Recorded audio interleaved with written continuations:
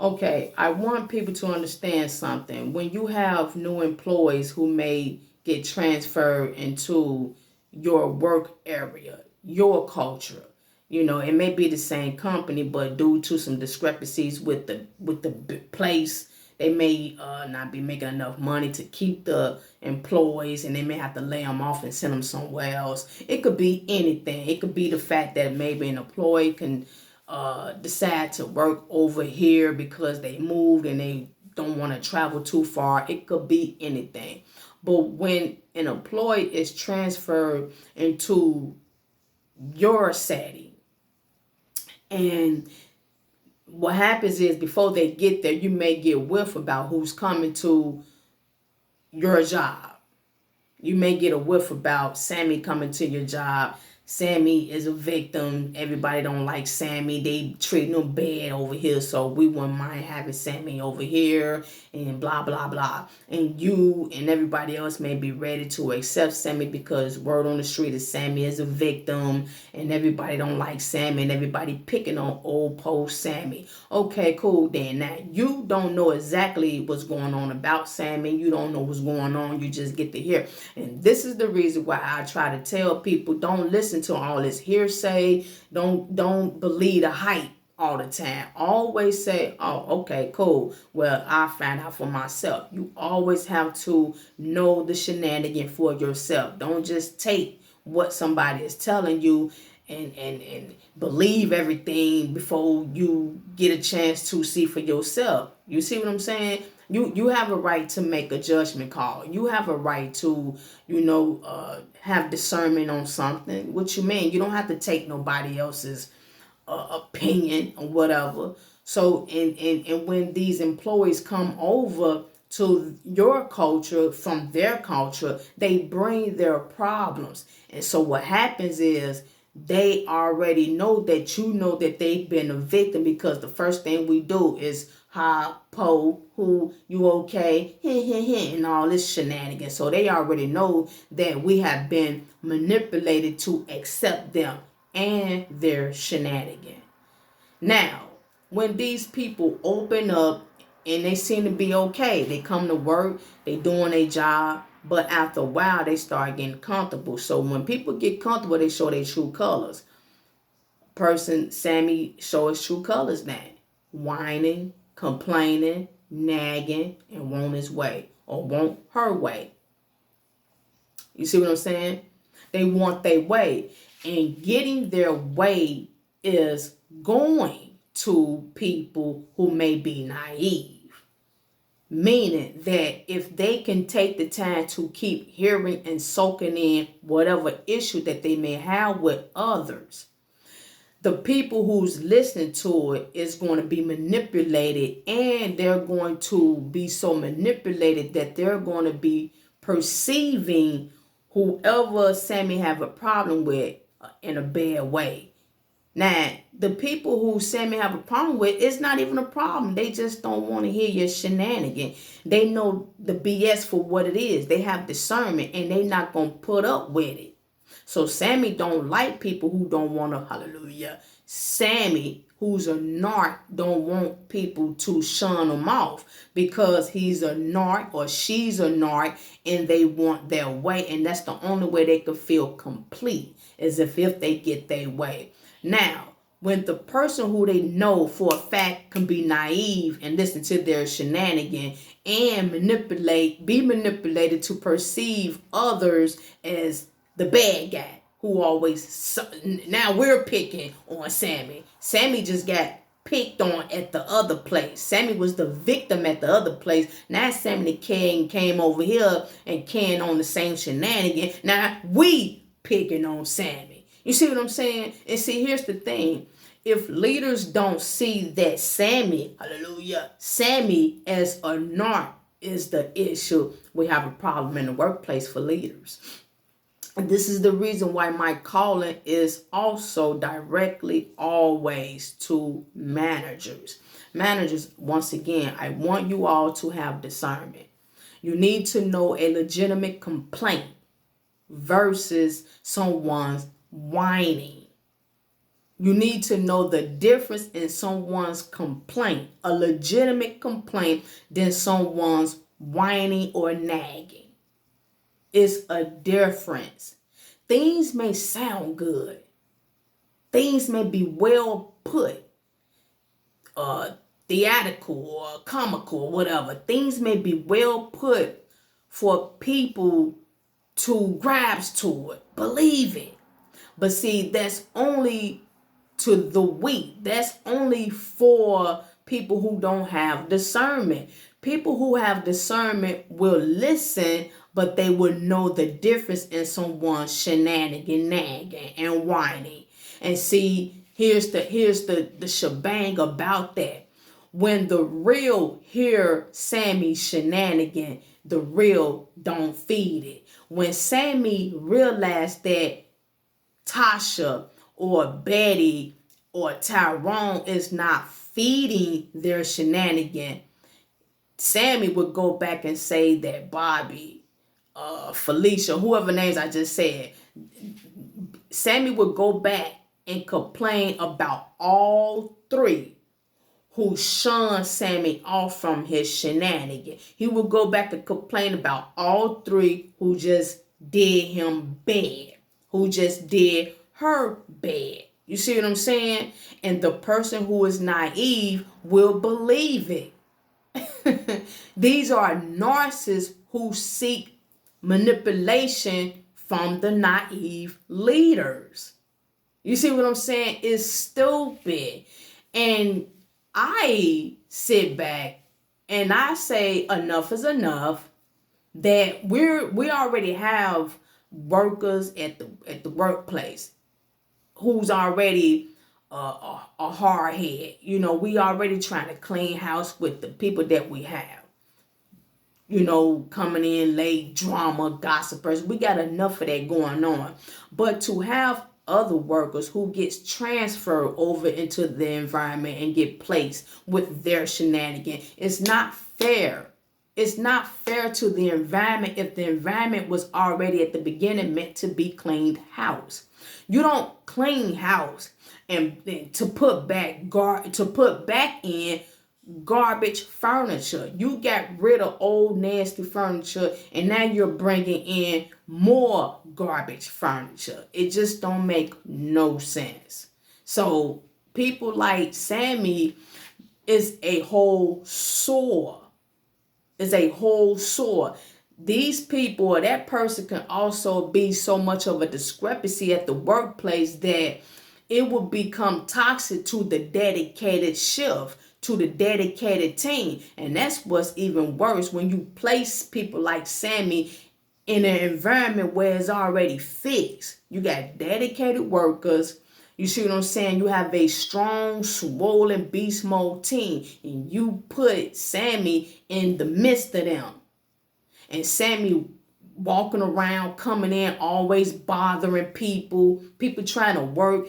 Sammy all in their ear gossiping, complaining, nagging. And if, Tisha don't stop doing what she doing to listen to Sammy and his shenanigan, Sammy gets an attitude, slams, dropping and walking away, cussing up under his breath and kicking things, and I can't wait till my mommy get back or my dad get back so I can blow their ears off, because they gonna believe everything I said. Man, I wish they was here. We got the other person here. He not gonna listen to me because he ain't no fool. So man, you see what I'm saying? They got to go through all of this to get what they want, because deep down inside they are problematic workers.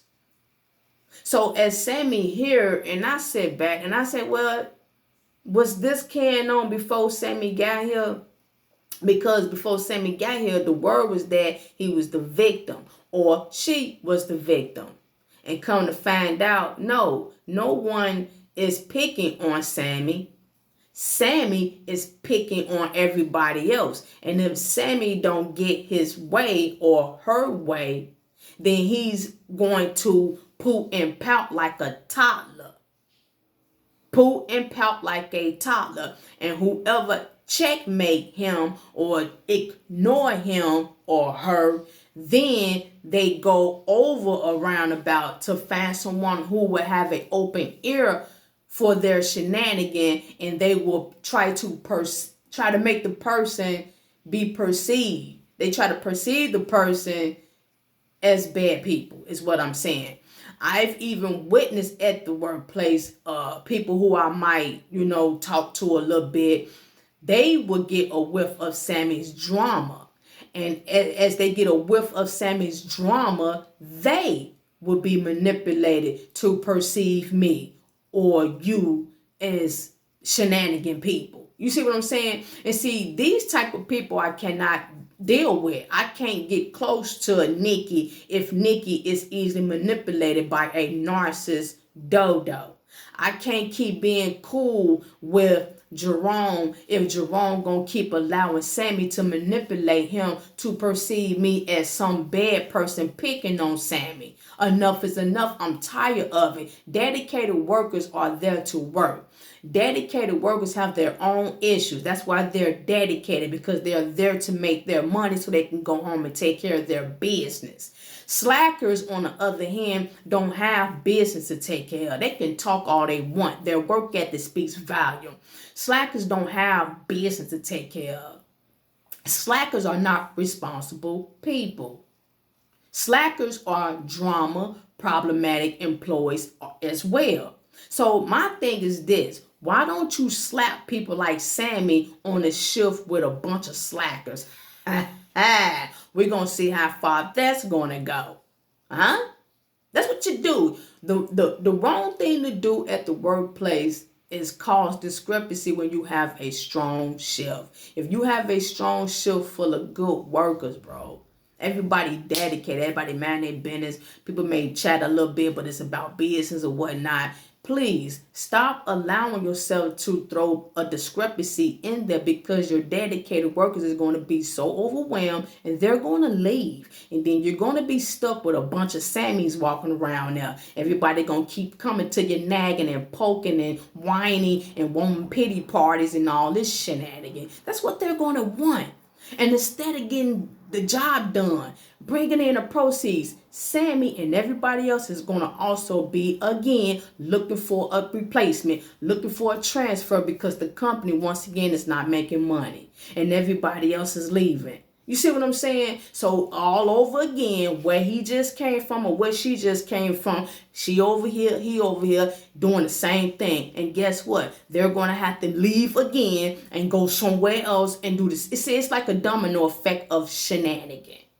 A domino effect of stupidity. People, stop being so naive of the stupid. We don't care how old they are.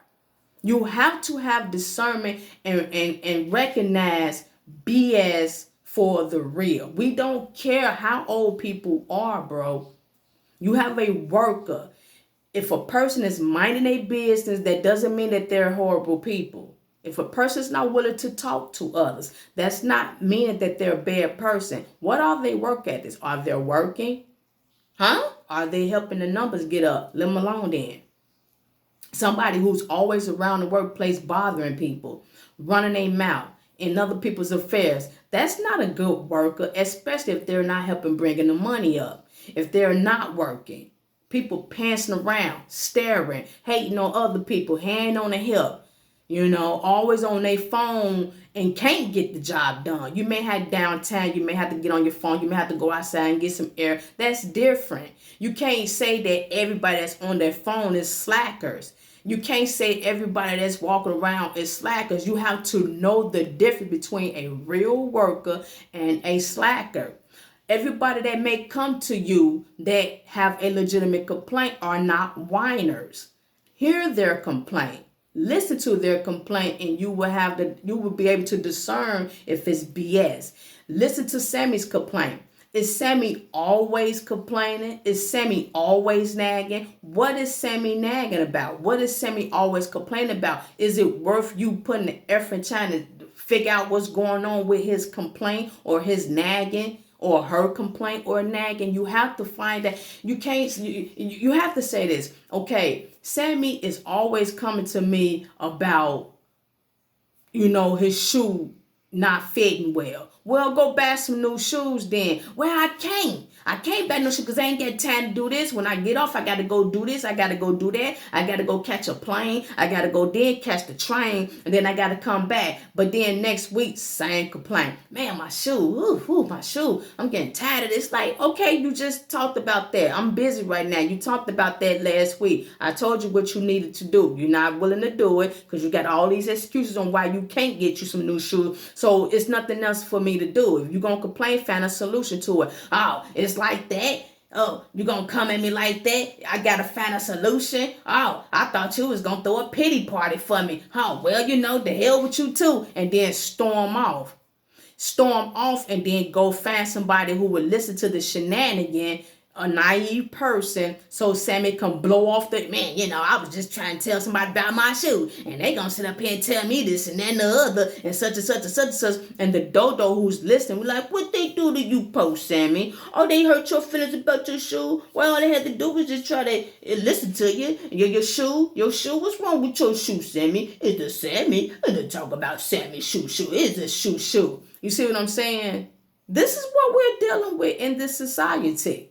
And see, if that dodo would have some discernment and say, well, go get you some new shoes, then what you study talking about it for? Sammy would be stuck. If everybody on this dedicated show would shun Sammy off because of the shenanigan, the persistent shenanigan, Sammy would either stop or either quit. And it's just simple as that. Sammy would stop or either quit. More than likely quit, because people who act like this, 40s plus, do not grow out of their foolishness. We call these people old fools. They don't learn from it. They continue on with it. They don't change. You see what I'm saying? So I want, once again, leaders to understand the difference in a legitimate complaint and someone's whining.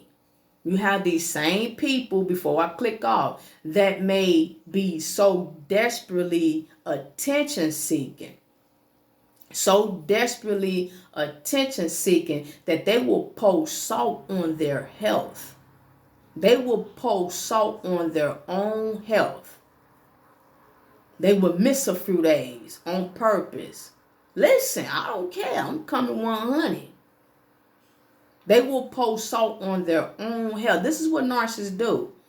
And they prepare themselves to come back to work after they done missed a few days. They will come back in the hopes of people would throw a pity party for them. They will come back hoping that people will, oh, you okay, Sammy? Oh, Sammy, we heard about your situation, Sammy. Sammy. Is it a goo gaga? Is it a gaga goo? I got pacifiers. Is it Sammy? You see what I'm saying? And here's the thing about that. The reason why I know these type of people act like that and they plot and plan and pour salt on their health is because when they don't get what they thought they were going to get from the dedicated worker, because dedicated workers know shenanigan for what it is. Hallelujah, you're on the wrong shift, buddy. When Sammy don't get what he thought he was going to get, he or she, they get right back. Boom! Mad. Now, wait a minute. If she was so sick or whatever, I'm just saying, then where this negative energy is at? If I'm out because of an illness or whatnot, I don't have room to be angry. I don't have room to be so upset about stupidity. You see what I'm saying? So this is just proof in the pudding about people's personality at the workplace. When people play these games, they're only looking for attention. These are desperate attention seekers. And this time today, that's what we're dealing with. People are so miserable that they go to the extreme to have people to give them attention. Even if it's just lying, saying they're about to die, they're dying. I talked about that maybe 15 videos back about people that's narcissists, your mommy, your grandma, when they lie and say that they're about to croak over just to get you to feel sorry for them because you checkmate them last night. You checkmate them, you put them in their place, and now they send back, oh, ooh, she just got one on me. Okay, cool, then I know how to bring her back. And they'll lie saying something going on with them so you can drop your guards and feel sorry for them. And then when you feel sorry for them within like maybe 24 hours to 48 hours, they talking about you. They snapping at you. They disrespecting you. You see what I'm saying? They don't appreciate you now. I mean, the list goes on. They gossiping about you. They manipulating others to perceive you as this horrible child or granddaughter or husband. And see, that's how you can tell when someone is shenanigan about their behavior towards others. When people play these games and they don't get what they want, they don't get the attention that they thought they were going to get, they get right back into the same attitude, slamming things, talking up under their breath, cussing, they carrying on, got an attitude. Somebody say something, well, wait a minute, where all that energy come from? I ain't got nothing to say. But wait a minute, ain't this the, hold on, y'all, ain't this the same dodo who called off because they was sick?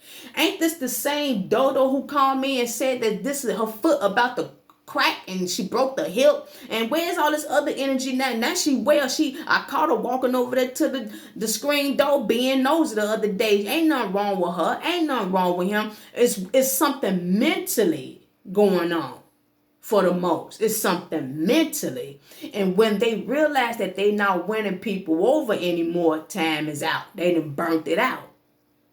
Now, these are people who are coming from other workplaces to want you to adjust to their behavior. No, that's not what we're doing today. Hallelujah. I appreciate dedicated co-workers. I appreciate dedicated managers. When we all can come together and get the job done and keep peace, and then there you go, here comes Satan. Nuh-uh. You thought you was going to last that long? Nuh-uh. And come a discrepancy and brings people like Sammy, Delilah, Pookie, Ray Ray at the workplace with their shenanigans and gets mad when they don't get their way. So they become a whole problem. And the problem persists only when they have a naive manager on the ship who will listen to these people and will probably act on their behalf. They will never go anywhere. They will always continue with their problem, with their habits. And see, that's not cool. Managers, if you have a strong ship, you got a strong team, please do not allow someone to become a discrepancy on that ship. It is hard to develop a great team at the workplace today. It is hard. And once you got that solid, do not let no one come in to cause a problem with you. Knew it wasn't no problem yesterday. You knew it wasn't no problem last month.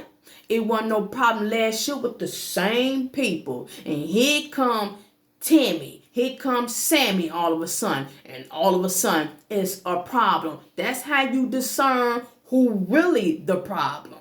That's how you discern who's the problem for real. You realize, wait a minute, hold on. We didn't have this can on before you came over here. And here you come. Everybody over here is picking on you. Wait a minute. Everybody was picking on you over there. Now everybody picking on you over here and you want your way. No, you know what? Enough is enough. I'm going to have to scratch you off the shelf. Goodbye. And then, boom, everybody is back happy-go-lucky, making money. Come on now. Shalom.